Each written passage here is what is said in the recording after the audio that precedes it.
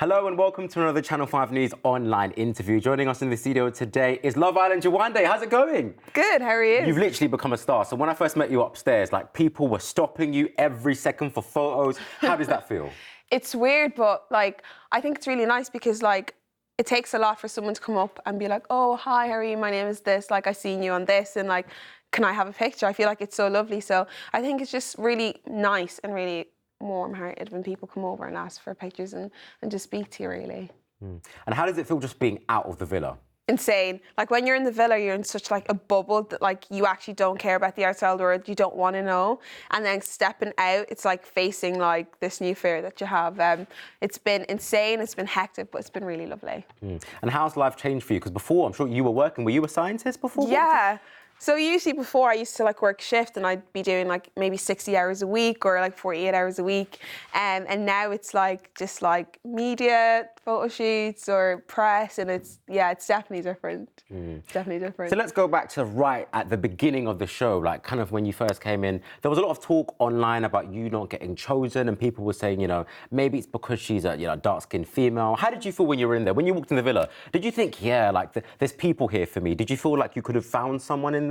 When I walked in the first time, obviously I met the girls and I seen Amber and I was like, oh, you know, there's someone mixed as well. And then I seen Anna and I was like, you know, I couldn't figure out what she was, but I was like, she's different. And I was like, this is good. Like there's huge diversity. And when I seen that, I was like, there has to be diversity in the male cast as well. I was like, this is brilliant, this is brilliant. I stepped out and there was like, you know, there was Michael, there was Sharif. And I thought it was going to be fun. I thought like I was going to meet someone like straight away. But obviously that proved very difficult for me for the first week and a bit. But how did that make you feel? Because yeah, like you said, it was quite difficult for you, wasn't it? It was, but I feel like it's an issue with like nearly all reality TV stars. There's always, you know, there's always someone that is kind of not picked. There's always a diversity type of issue. So going in, obviously I was obviously aware of that, but I didn't know how hard it would be. Do you know what I mean? What do you mean hard? How did you find it hard? I found it hard because I think it was a day we actually did, there was a challenge we did. It was like a kissing challenge. It was the first one where like you had to guess who the note was about and then kiss the person who you thought it was. And that was when I knew like this was going to be hard because it's kind of like I didn't click with anyone romantically and I didn't feel like anybody wanted to kiss me. So obviously doing a challenge like that, I found it really hard because it was almost like that person that no one wanted and just like literally standing in line like no one's gonna kiss me and then I had to kiss someone knowing that they probably didn't want me to kiss them as well, so it was just really awkward. But then you met Danny and you started liking Danny. Tell me all about what that was like. Oh yeah, Danny came in. He's a really lovely guy. He's still a really lovely guy. And we just kind of clicked straight away. And it was nice because obviously I was in there like a week and a half before I met someone. And it was nice that he came in and was like, oh, you know, I really like you. I'm into you and I'd like to get to know you better. So it was just nice and refreshing. Someone actually coming into the villa for me and actually liked me. That was nice. And how did you feel at that moment? Did you feel like, okay, like I can see myself being with this guy outside? Like how did it feel in that moment when you were with Danny, when you were hugging, when you were in bed?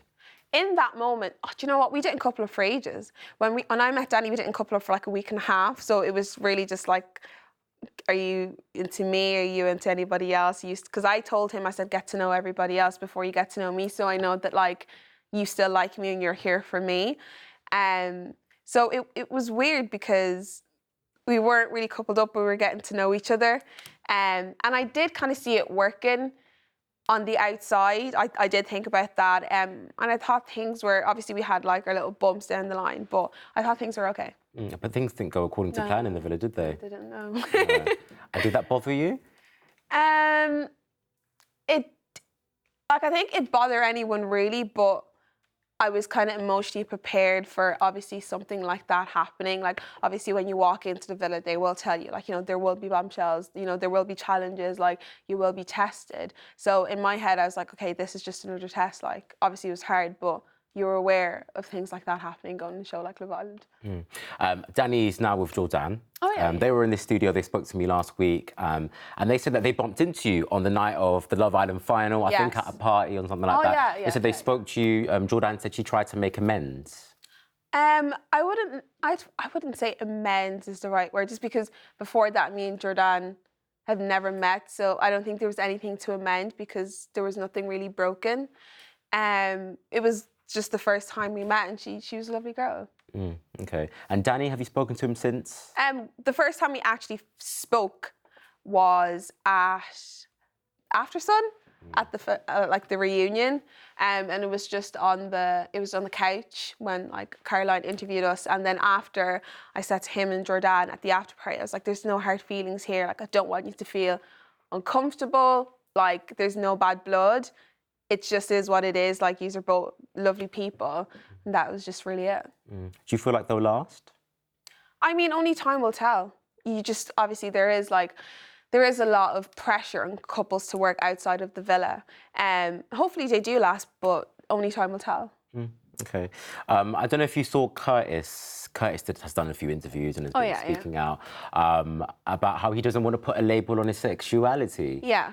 Is there anything wrong with that, him not wanting to put a label on his sexuality? I don't think there's anything wrong with that. I feel like, there is a lot of people kind of struggling with like sexuality, and it's such a diverse topic. And I feel like it's just really hard for him now because he's in the public eye trying to figure out what is going on with him and stuff like that. So obviously it is really hard and difficult. But if he doesn't want to put a label on it, like it is what it is. He doesn't want to put a label on it. So what's the deal with you now? I'm sure you're getting lots of male attention. Seeing anyone, has anyone approached you that you feel like, okay, maybe? I mean, I'm speaking to someone, but nothing serious. Just yet? Huh? So you've moved on. You're speaking to someone new. Oh, I moved on the day I left the villa. But yeah, I'm speaking to someone, I guess. Interesting. And do you feel like you could ever be friends with Jourdan? It's really weird because I have nothing against her. Like as I said, she's really, really lovely. But it's just a weird situation, isn't it, really? Because like you wouldn't really be friends with like, I wouldn't say an ex, but like you wouldn't be friends with if I was seeing someone and I wasn't seeing them anymore and they had like a girlfriend, we wouldn't really be, like realistically, we wouldn't really be friends. And obviously me and Jourdan, we never really crossed paths in the villa. So we didn't have that relationship to begin with. And I feel like now that we're out of the villa, I just don't really see us really being friends. But as I said, she's lovely. She's a lovely girl. Amber and Greg? How do you feel about them winning? I think I don't know if you've seen the videos, but I was extremely, extremely, extremely happy. I nearly cried. Like I was that happy. Like, because obviously like it wasn't like people wanted them to win, but people didn't expect them to win. Everyone thought, obviously, because of the huge following that Molly and Tommy had, that they would win because of the following. But it was just so amazing to see them actually win because it's just such a genuine couple, and it was just nice to see. It really was. And you went to Amber's birthday party the other day, didn't you? Oh yeah. What was that like? Good fun? It was nice. I was like basically the third wheel. It was Amber. It was Amber's parents, Greg, and Greg's parents, and then me, of course. But then we met some lovely people there, so it was fine. Awesome. What's next for you? What's next for me? I think everything really. I want to, like, obviously I do have a science background, so it would be nice to be able to incorporate like something with like science and media, do a few diversity campaigns, beauty, fitness, fashion, and really just like enjoy the ride that comes with Love Island and just enjoy everything that comes with it until I'm ready to go back to full-time work. Any regrets? No, nothing. I feel like everything happens for a reason, so no regrets at all.